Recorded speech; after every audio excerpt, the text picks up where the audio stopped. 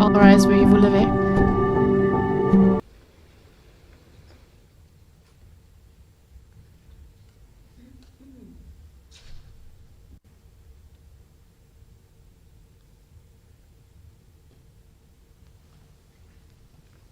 Please be seated. Veuillez vous asseoir.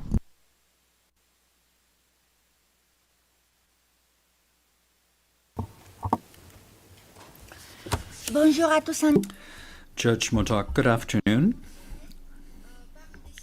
I'd like to begin with an oral ruling regarding the redactions made to the transcript and direct broadcasting today. The Chamber notes that redactions were made to the transcript and to the direct broadcast of the hearing subsequent to an application by the prosecution and which was opposed by the defense.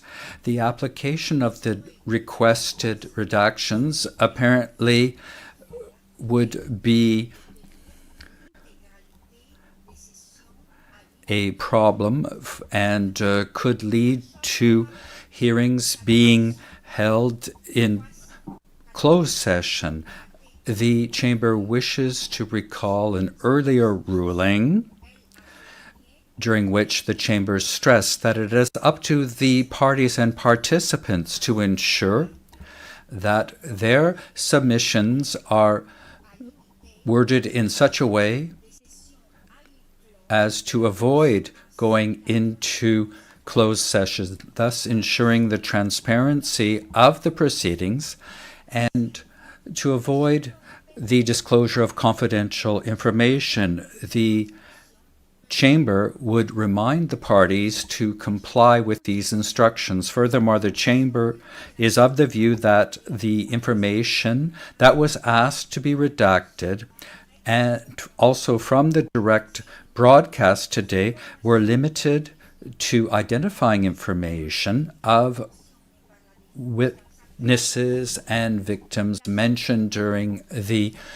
submissions. The defense disclosed information on several occasions that allowed for the identification of victims and witnesses. For example, positions held and nicknames, things that must not be disclosed so as to ensure the protection of witnesses and victims. The redactions had only to do with identifying information and were not as general redactions to the events within the case. This was the appropriate recourse to implement the Chamber's duty to protect the safety and well-being, including psychological well-being, the dignity and privacy of victims and witnesses in accordance with Article 68 of the Rome Statute, without having to hold the hearing in private or closed session. Thus, the Chamber has decided to maintain the redactions that were applied earlier and reminds the defense not to disclose information that may not be necessary and information that could identify witnesses and victims in accordance with Article 8 of the Code of Conduct of Counsel. I thank you very much. And Mr. Kaufman, you may now proceed and continue your submissions on the merits. You have until 3 p.m. Thank you very much. Thank you, Madam President.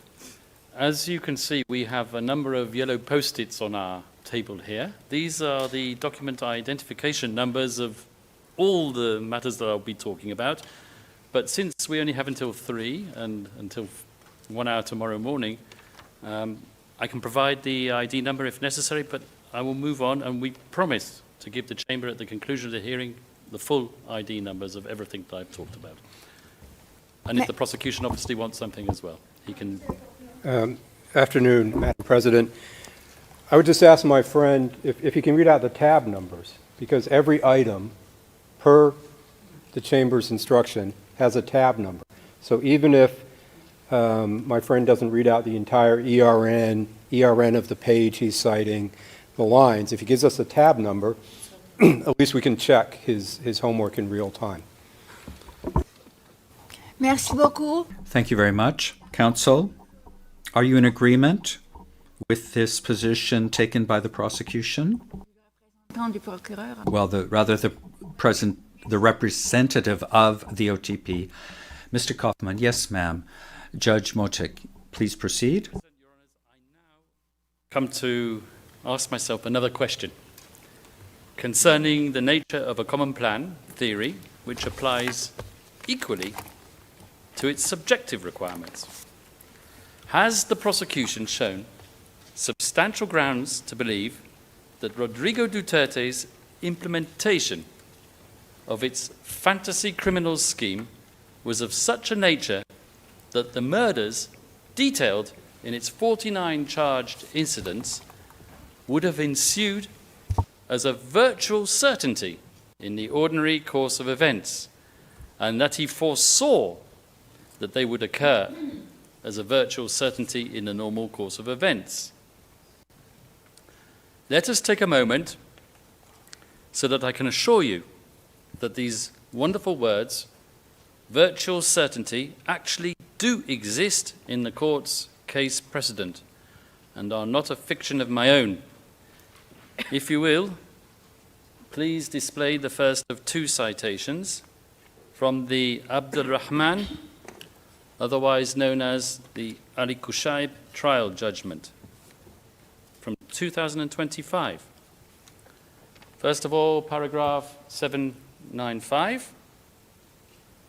While the common plan between individuals need not be specifically directed at the commission of a crime, it must nevertheless involve a critical element of criminality, meaning that in the context of the specificities of the case, it was virtually certain that the implementation of the common plan would lead to the commission of crimes.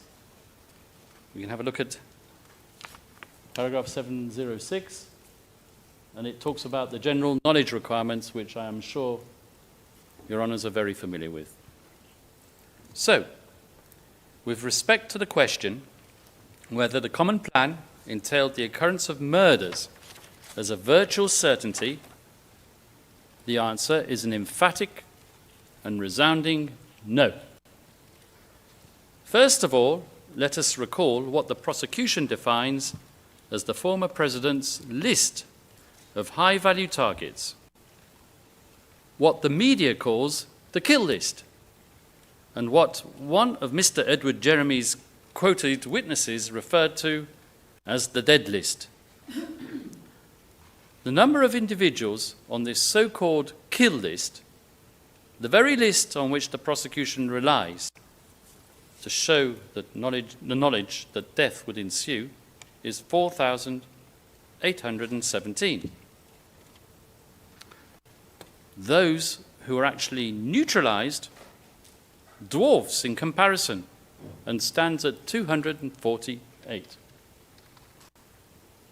So, assuming that neutralized actually means killed, which it does not, then there is no virtual certainty attributable to Rodrigo Duterte that death would ensue from this kill list. Rather, a 5% chance. Let us have a look at a bar chart for exactly the same figures used by the prosecution as distributed geographically.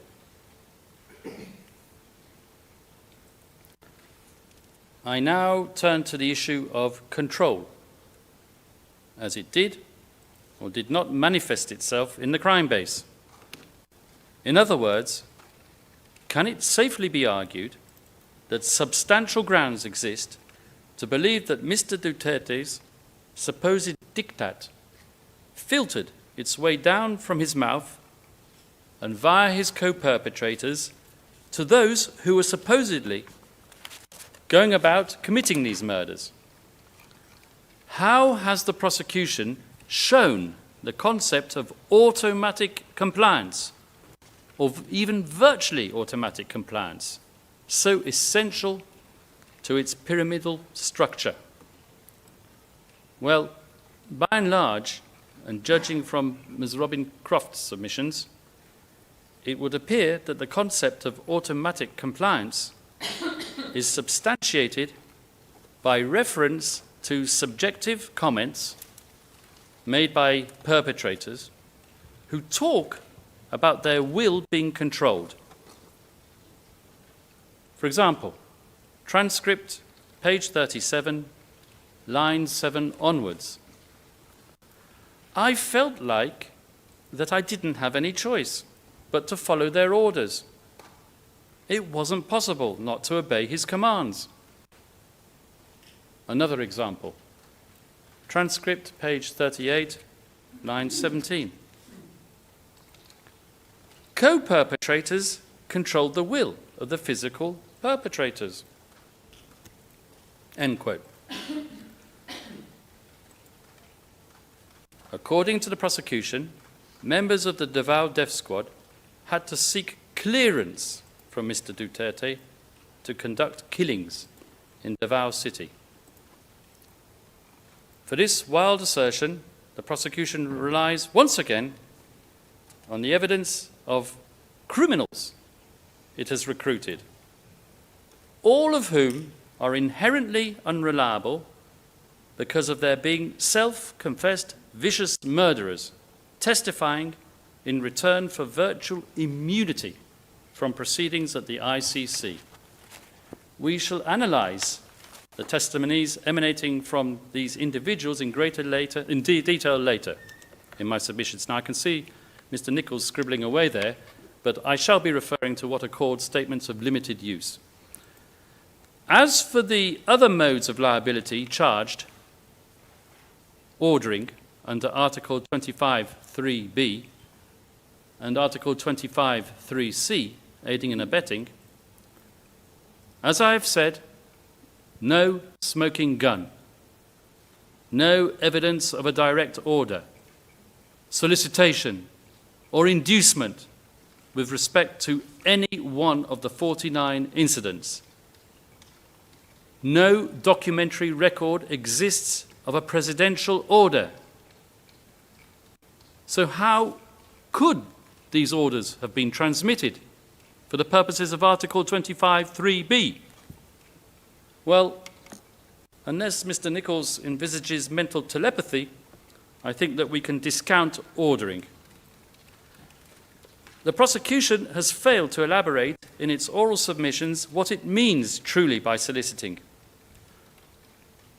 If it means the ambiguous public speeches, then it is difficult to reconcile the frequent exhortations to self-defense with soliciting, unless, of course, you accept that Mr. Duterte super craftily inserted these exonerating comments into his speeches in order to craft himself a defense when the day of reckoning would come.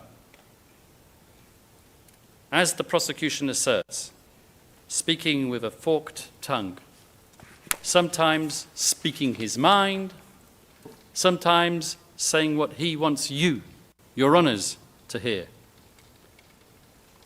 Furthermore, generalized statements months before specific incidents do not establish causation or instruction. For aiding and abetting, there is no reliable evidence that Mr. Duterte provided practical assistance, encouragement, or moral support that substantially affected the commission of a crime, with knowledge of the perpetrator's intent.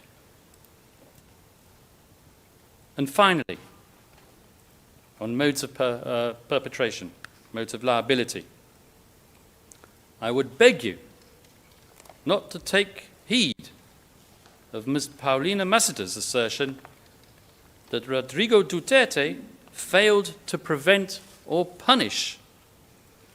The prosecution has not charged command responsibility under Article 28. And the reasons for that are clear. It is the same reason why it cannot prove ordering. There is no ascertainable chain of command descending from Duterte at the top, via the co-perpetrators, so-called co-perpetrators, all the way down to the crime base. As I said, it all breaks down at the level of the co-perpetrators. And I would ask you very respectfully not to exercise your discretion to requalify pursuant to Regulation 55 of the regulations of the court. But if you do,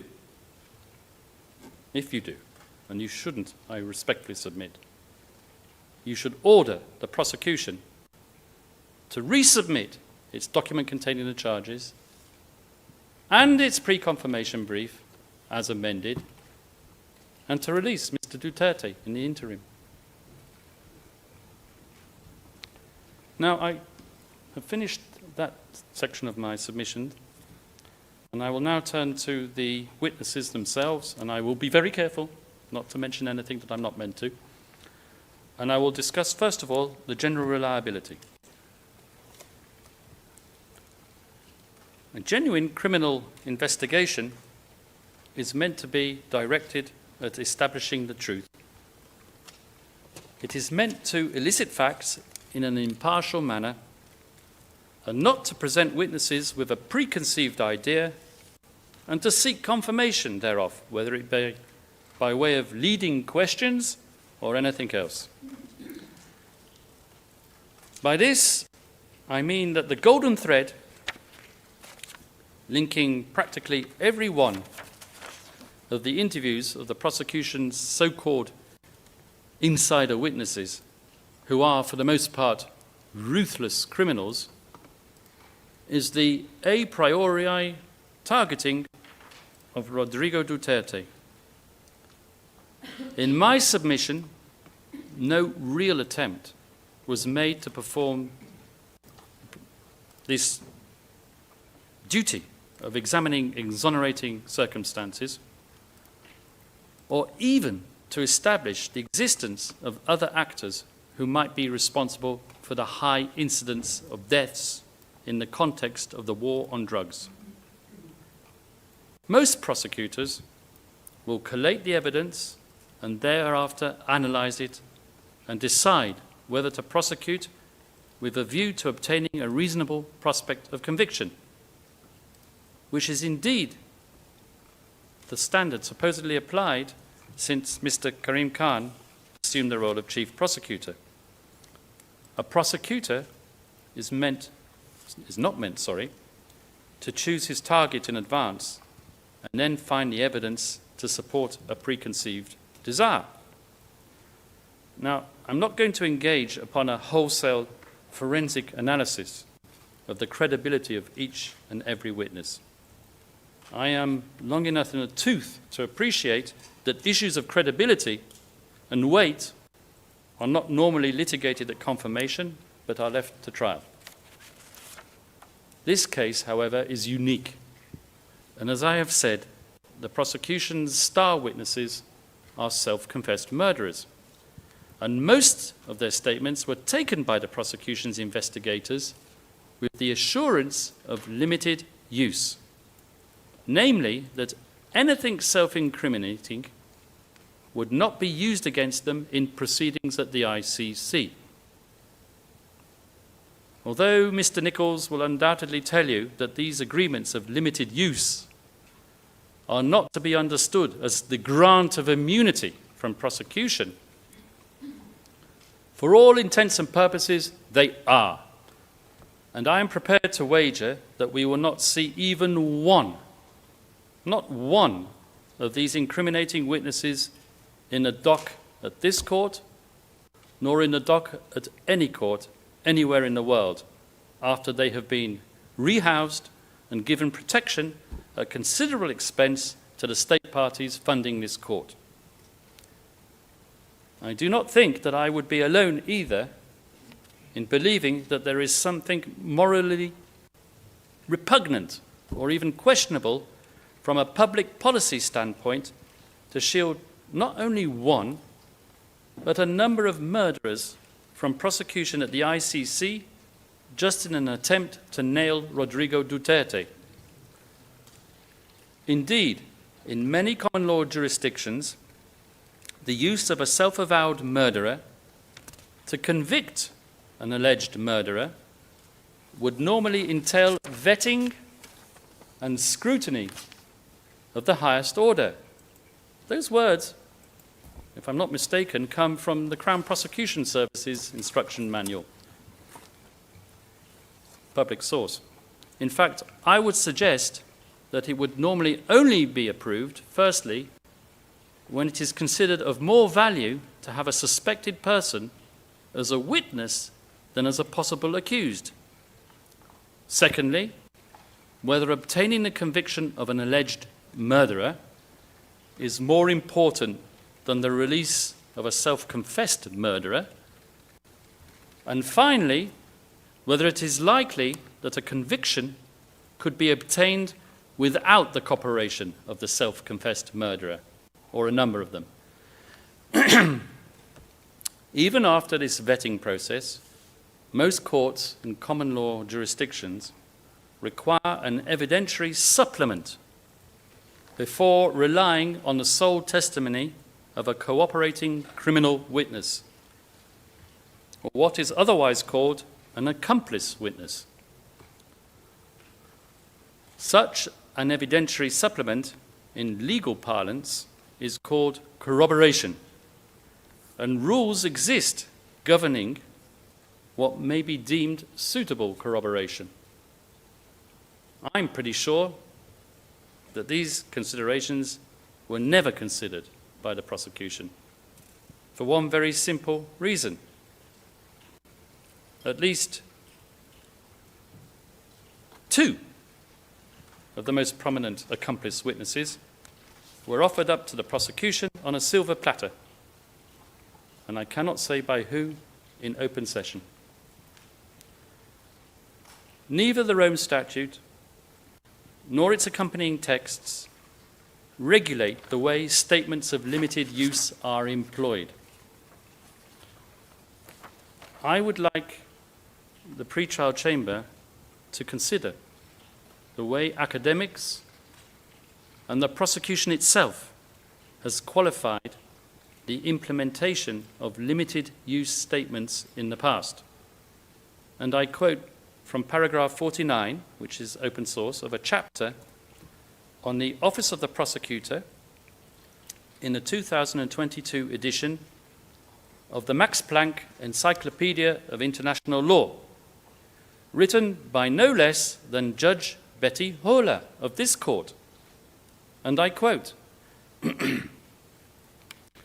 "One of the agreements the OTP may enter into during the investigation is an agreement with a person suspected of committing crimes within the jurisdiction of the court, is to provide a statement of limited use. The idea is that the person provides the Office of the Prosecutor with an oral or written statement for the purpose of pursuing leads or developing additional information or evidence on the condition that the statement will not be used against the interviewed person except as stipulated in the agreement.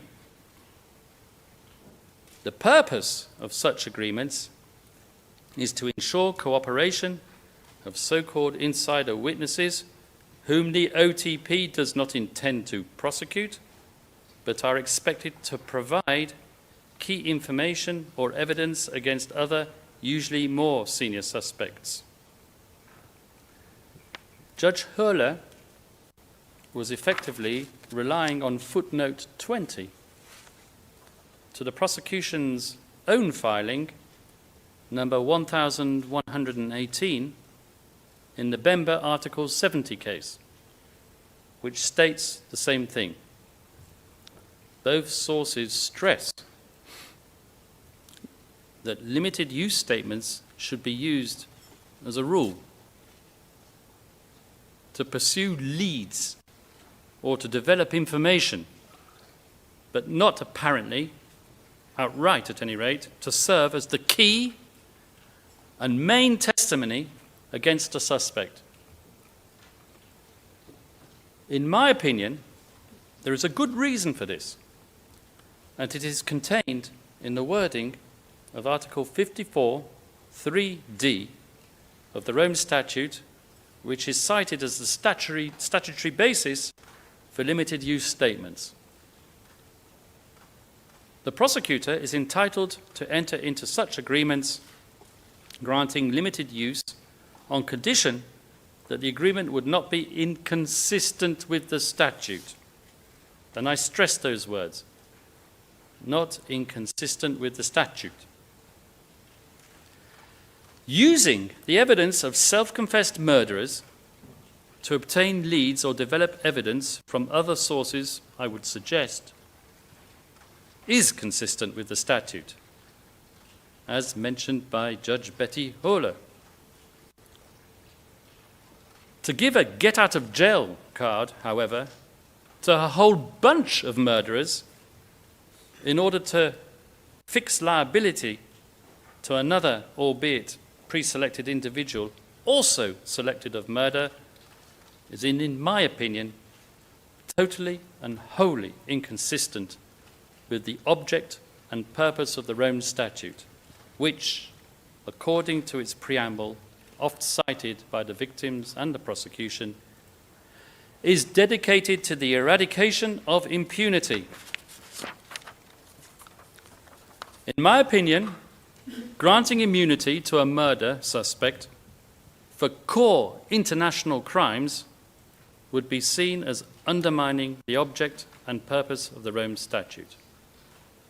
Accordingly, I would ask the Chamber to find the statements of those witnesses afforded such limited use and to be of negligible evidentiary weight.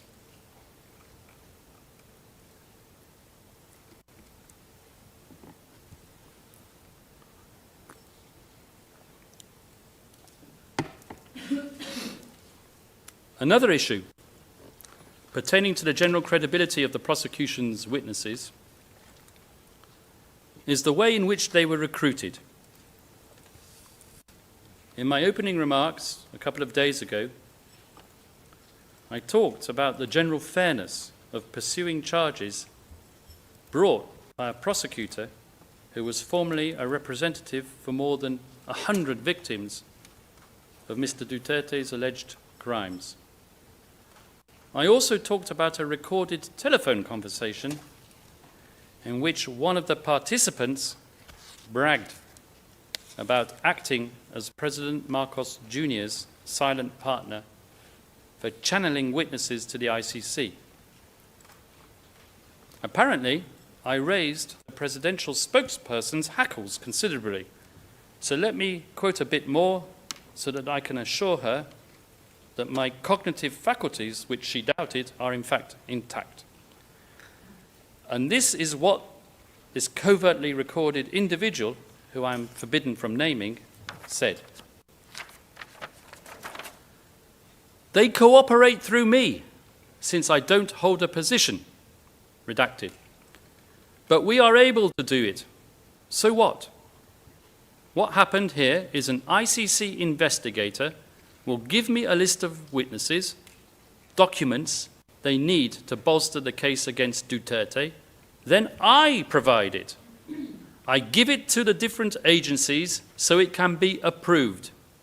There are witnesses who need a pardon. I get the authority from the president, and they are granted a pardon. Basically, like that, it becomes a priority mission of the government. I don't think I've disclosed here, Madam President, any working methodology of the Office of the Prosecutor.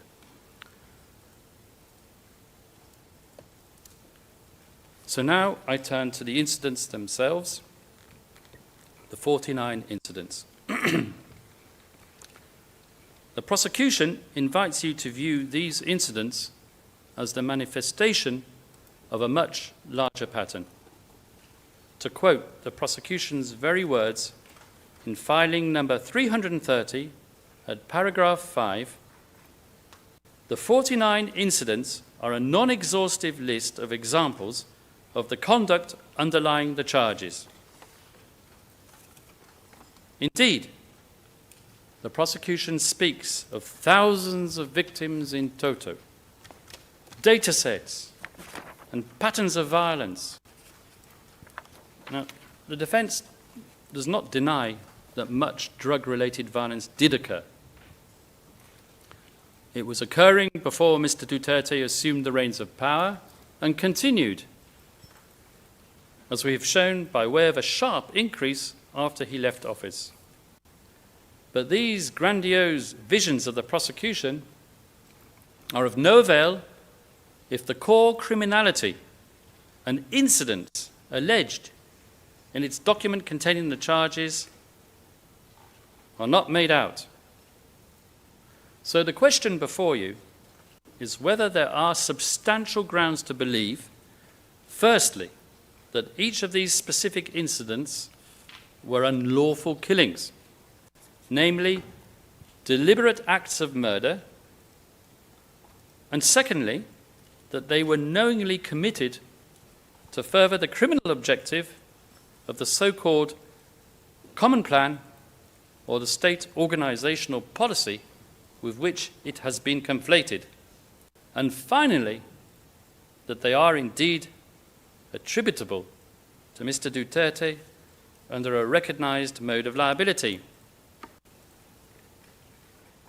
Preempting a possible defense, always a good tactic for a prosecutor, unsure of the strength of his own case, of data sets, to argue that reported instances of self-defense were statistically improbable. Let me stress that it is the defense's view that if the contextual case depends on the scale of victims, namely thousands, as alleged by the prosecution, then establishing the evidentiary integrity of each charged incident is imperative. In other words, the defense firmly submits that the pretrial chamber should not commit any one of the 49 incidents to trial unless it concludes that there are substantial grounds to believe that Mr. Duterte's criminal linkage and liability has been established for each one.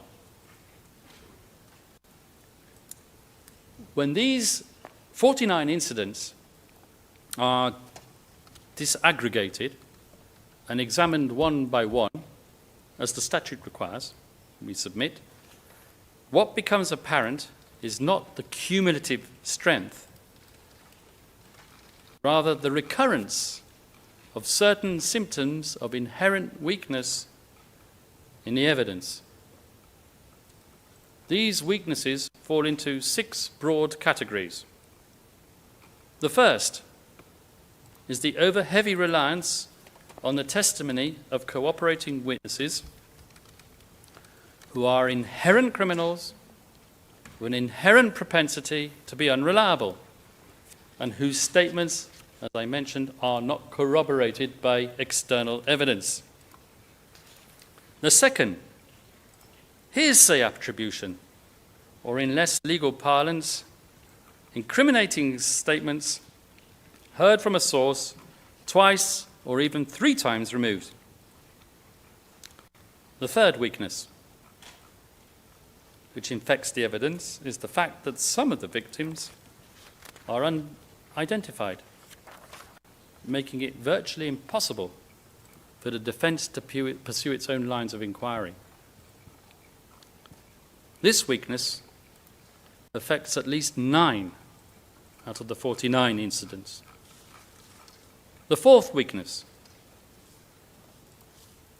documentary records, such as police and forensic reports, are at variance with and are contradicted by testimony of a single prosecution witness. Fifth, the hoary old chestnut of conflicting statements emanating from 2 or more witnesses testifying to the same event, some contradicting one another, some contradicting even themselves.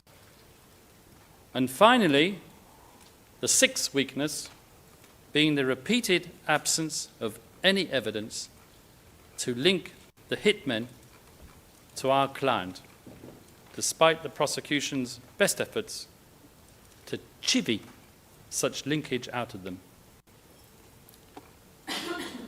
The defence will now show how these identified weaknesses reduce below the substantial grounds threshold the evidence for these incidents in the 3 counts as they appear in the document containing the charges. Count 1, the alleged murders during the mayoral period. Count 2, alleged murders of HVTs, the high-value targets, during the presidential period. And count 3, barangay clearance operations also during the presidential period. So I shall start with count 1.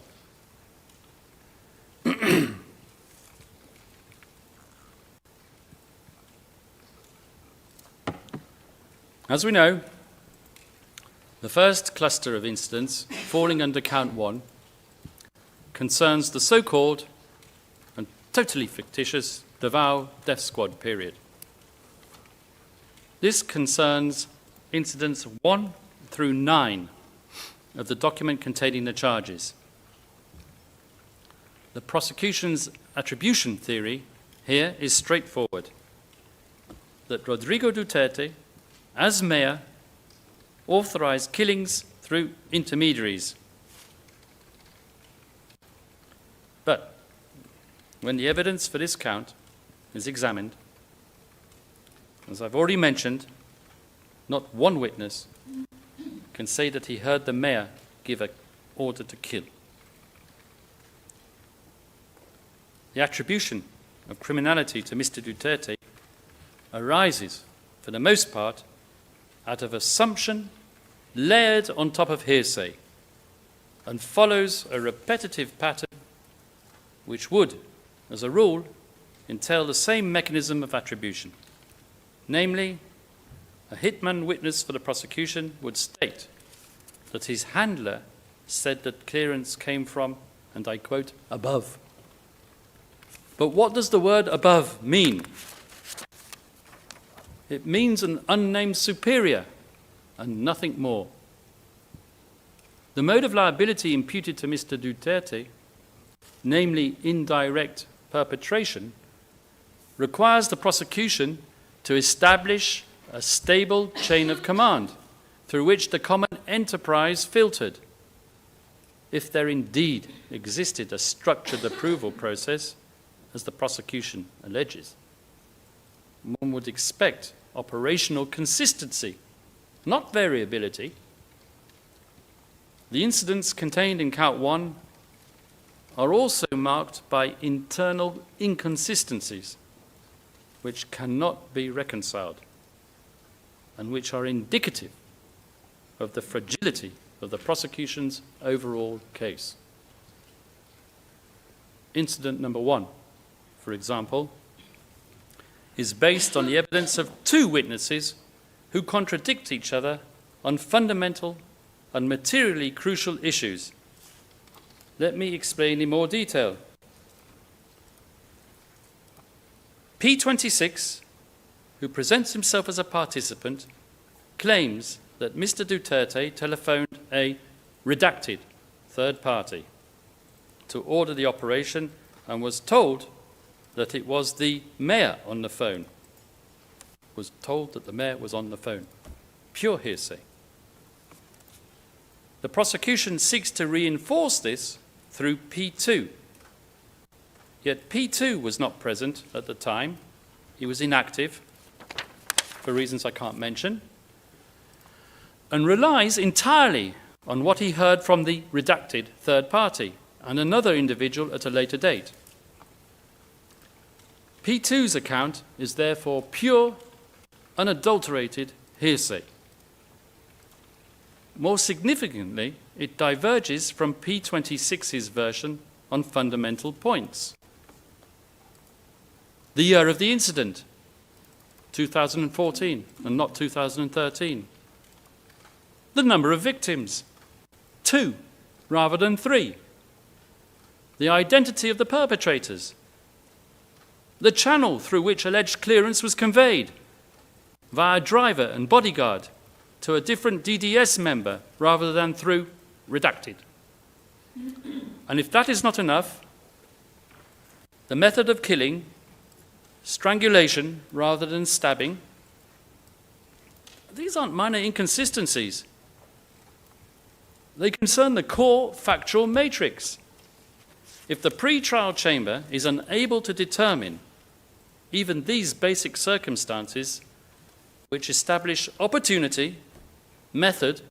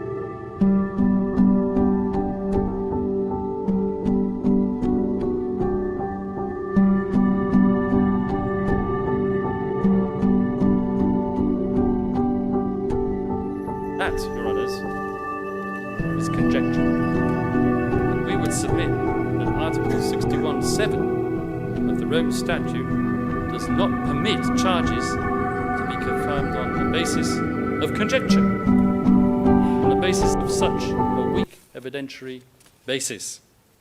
Now, since the prosecution made such a big deal out of Incident 3 on Monday and screened the video of the hit job itself, if you recall, the one in a marketplace which was supposedly viewed with approval by our client, I would like to devote a few words to it. If Your Honours follow the transcript that accompanies this video viewing session, the prosecution fixated on the comments of Mr. Duterte telling the person operating the video not to zoom in.